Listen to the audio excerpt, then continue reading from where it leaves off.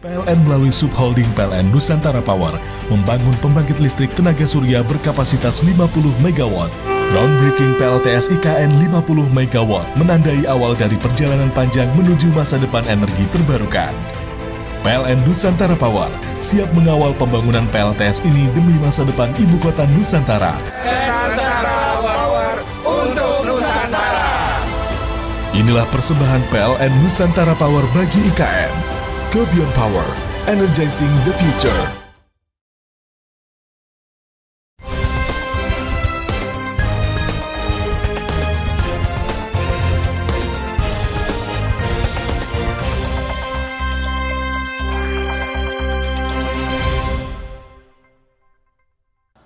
Terima kasih Anda masih bersama kami dalam Info 7 Malang Raya. Deputi Bidang Pengembangan Destinasi dan Infrastruktur Kementerian Pariwisata dan Ekonomi Kreatif Haryanto memberikan apresiasi positif kepada tempat wisata pertama yang bebas sampah di Indonesia, sekaligus menjadi tempat edukasi pengelolaan sampah. Pada kesempatan tersebut, PJ Wali Kota Batu juga berkesempatan melihat proses pengolahan sampah menjadi berbagai produk yang bisa dimanfaatkan. Sebelumnya, sampah organik diolah menjadi pupuk kompos dan pupuk organik lainnya. Sementara sampah anorganik diambil oleh Desa Tulungrejo untuk diolah di tempat pembuangan sementara Tulungrejo. Sayangnya, kerjasama dengan Desa Tulungrejo tidak berlangsung lama.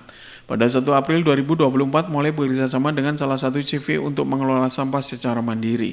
Dalam 3 bulan terakhir, tidak ada lagi sampah yang keluar dari taman rekreasi, hotel dan restoran menuju TPS, TPA, atau tempat pembuangan lainnya. Mencakup prinsip reuse, reduce, dan recycle untuk sampah anorganik. Sementara itu, untuk sampah organik diolah menjadi pupuk kompos dan pupuk cair untuk tanaman bahkan dimanfaatkan sebagai pakan ikan.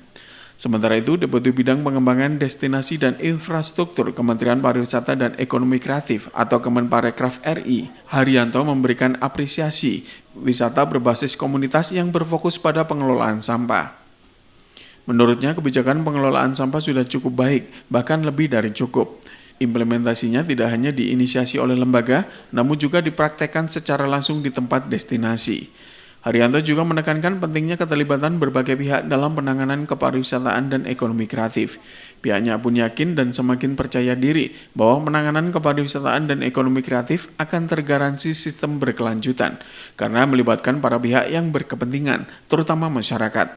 Kita semakin yakin, semakin confidence bahwa penanganan kepariwisataan dan ekonomi kreatif itu akan tergaransi sustain, berkelanjutan karena melibatkan para pihak yang berkepentingan terutama masyarakat. Betapa penanganan pariwisata yang melibatkan masyarakat itu dipraktekkan di sini dengan baik, khususnya dalam hal pengelolaan sampah. Penanganan dan pengelolaan sampah itu akan terus menjadi isu yang aktual, bukan saja di Indonesia, bahkan di dunia internasional. Sekali kita salah menangani sampah, maka akan keluar narasi media terutama yang bisa merugikan kita semua. Iwan Hikmawan melaporkan.